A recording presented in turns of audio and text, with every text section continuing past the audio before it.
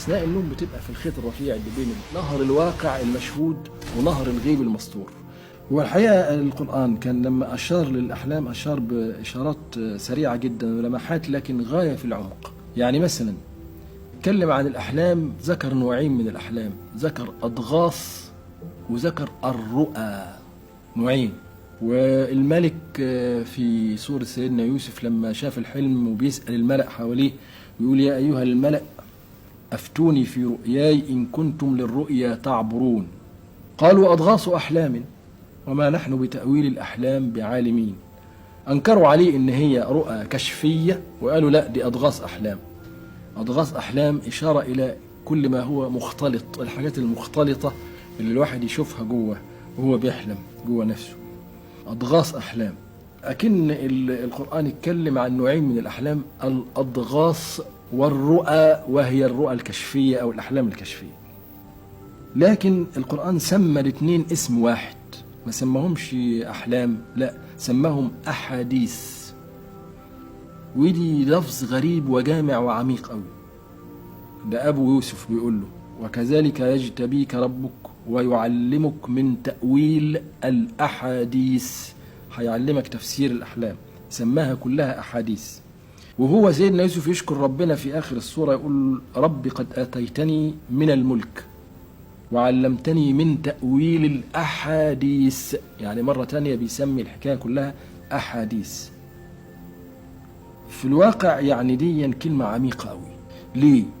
لأن كلمة أحاديث أولا تشمل الأضغاث وتشمل الرؤى، ثم ثانيا كلمة أحاديث تدل على وجود طرفين. عملية الحلم فيها طرفين، وممكن يبقى حديث بين النفس والنفس في الهموم اليومية، ممكن الواحد يشوفها وتتعرض قدامه حلم تاني، حديث بين النفس والنفس. وممكن يبقى حديث الشياطين إلى النفس. ليه؟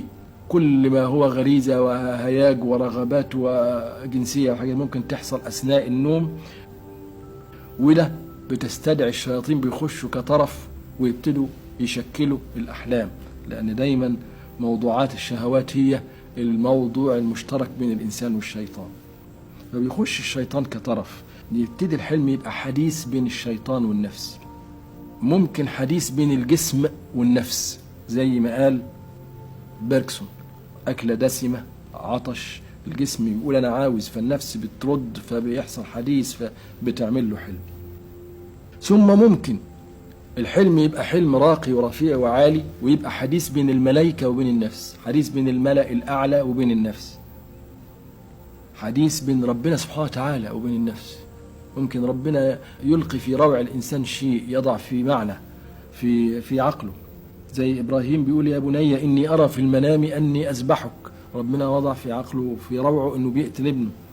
بالطريقة دي ده يفسر لنا أحلام التنبؤ.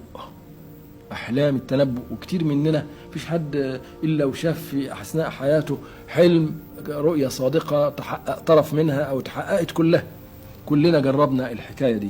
هذا النوع من الأحلام اللي هو أحلام التنبؤ أو رؤى التنبؤ، دي لا يمكن تفسيرها أبدا تفسير فرويدي ولا برجسوني ولا أدلري ولا أي حاجة. العلم فيها يحتاج. ده مش بس هي الأحلام دي مش ممكن تفسيرها بنظرية فرويد، ده الأحلام، هذا النوع من الأحلام اللي هي أحلام التنبؤ بتكذب فرويد وشلة العلمانيين كلهم. ومش بس بتكذب فرويد، ده بتكذب كارل ماركس كمان. ليه؟ لأن الإنسان لو شاف مننا حلم ورؤية وتحققت تفاصيلها كلها بكرة، يعني معناها إيه؟ يعني معناها بكرة موجود من دلوقتي، مرسوم من دلوقتي ومعلوم في مكان ما في العلم الإلهي أو العقل الإلهي، وربنا أطلعني على طرف منه. معنى كده أن كل الماركسية تقع في الأرض، لأن الماركسية مبنية كلها على أن المادة قبل الفكرة وليس الفكرة قبل المادة. بمعنى أن يعني أي شيء يحصل لازم بيكون أسباب مادية تتراكم وتعمل نتيجة، والنتائج تتسلسل في النهاية إلى شيء. أما أن الحكاية تتقلب ويبقى النتيجة قبل السبب، ده كل الفكر المادي يقع من راسه اللي يتهد على طول، لأن دي معناها خطير جدا. معناها أن بكرة والمستقبل موجود من دلوقتي، موجود في الدوسيه، موجود. هو كل ما في الأمر إن إذا اتفتح الدوسيه وقريت سطر منه بحلم الحلم الغريب ده، وبعدين أشوفه بكرة بالنص وبالحرف. يبقى ده معناه إن المستقبل موجود في علم ذات معينة، ذات عليا. وهنا بقى تيجي موضوع كلمة أحاديث وتفسر. الكلمة دي خطورتها إيه؟ إن ربنا سبحانه وتعالى بيقول إن النفس البشرية بيحدد لنا مكانها أثناء النوم، بتبقى في الخيط الرفيع اللي بين الإيه، نهر الواقع، اللي ممكن الواحد يسمع فيه حاجات ومش عارف ايه، هي الكلب بيهبهب ومشاكل النهارده كل ده نهر الواقع. وفي نفس الوقت بتبقى في وضع وسط بين هذا النهر وبين نهر الغيب المستور. هذا الوضع الوسط بيأهلها لانها تسمع احاديث من هنا واحاديث من هنا، ان يبقى فيه هموم شخصيه عند الواحد، حديث بين النفس والنفس، او الجسم مثلا يطلب طلب مش عارف ايه، او ممكن تسمع نتيجه رغبه معينه الشياطين تشترك فيها وتعمل برضه دخلت فيها، او تسمع من العالم الثاني بقى. ما دام النفس هي موجوده في هذا الوضع الوسط الخطير، في وضع الشعره دي بين الواقع وبين الغيب، ممكن يلقى اليها حديث من عالم المشهود وعالم الشهاده، وممكن يلقى عليها اليها حديث من العالم الغيب، الملائكه والملأ الاعلى وربنا سبحانه وتعالى والى اخره، حسب درجه هذه النفس.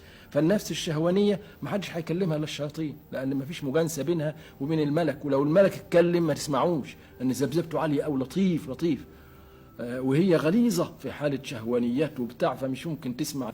لكن همسه شيطانيه تسمعها وابتدي يدور الحوار بينهم على طول، بعكس النفس الشفافه اللطيفه المطهره دي، بتبقى هي كمان ذبذبتها عاليه خالص، لو اتكلم الشيطان ما تسمعوش، لا في نفس الوقت اي همسه ملائكيه تسمعها، وبتبقى موضوع حديث بين الملائكه وبين النفس. اذا كلمه احاديث تلخيص غريب جدا بيفكنا، يعني يفهمنا هو ايه الحلم. يعني الحلم باستمرار حديث بين طرفين، وهذا الحديث يتوقف على درجة النفس ارتفاعا أو انخفاضا. ففي الحالات الشهوانية الهابطة ممكن النفس تكون موضوع أحاديث بينها وبين الجسم، بينها وبين الشهوات، بينها وبين الشياطين. في حالات النفوس المرتفعة العالية المطهرة الشفافة ممكن تبقى موضوع أحاديث بين الملائكة والملأ الأعلى وبين ربنا سبحانه وتعالى. يبقى إذن هنا كلمة أحاديث أصبحت كلمة يعني على قد ما هي 5-6 حروف، لكن شيء غريب في الواقع. كمان مسألة الأسلوب الرمزي في الأحلام برضه، يعني قرينا في القرآن عن 7 بقرات سمان يأكلهن 7 عجاف و7 سنبلات خضر وأخرى يابسات. الواقع القرآن صادق على الكلام اللي بيقولوه العلمانيين في الرمزية. دول كانوا رموز ل7 سنين عجاف يمروا على مصر، هذه السنين تأكل مختزن الناس في 7 سنوات من الرخاء. ده الحلم اللي حلم بيه الفرعون، وكان حلم تنبؤي، وهذا الحلم شافوا على شكل رموز 7 بقرات سمان يأكلهن 7 عجاف، دي كلها رموز. فإذا الرمزية في الأحلام حقيقة، والقرآن قال بها. يعني الحقيقة يعني بالرغم إن الإشارات القرآنية للأحلام إشارات بسيطة لكن شاملة، يعني لفظة بتدي مضمون وتضيف. ثم هي ميزة القرآن لما اتكلم عن الأحلام إنه هو يفسر لنا النفس كلها، مش بس الجانب الحيواني. وده طبعا كل واحد مننا جرب إنه هو شاف تفصيلة، وهذه التفصيلة حصلت. وأحيانا كتير بتبقى الناس يحلموا أحلام غريبة جدا في انضباطها وفي تنبؤاتها المحكمة. القرآن ميزته إنه شموله في الوقت اللي هو العلمانيين أو فرويد بالذات اللي هو أكبر واحد فيهم، نظرته للنفس محدودة بالجانب الحيواني، وإنه اتكلم عن جانب الأضغاث فقط. إلا إن ربنا سبحانه وتعالى لما قدم لنا النفس البشرية قدم لنا معراج من الدرجات، وبحسب درجة النفس بحسب ما يمكن إن هي ترى من أحلام. دي نظرة شاملة، وهو ميزة القرآن صدقه وشموله. وطبعا لا ينتهي الكلام في عظمة كتاب الله سبحانه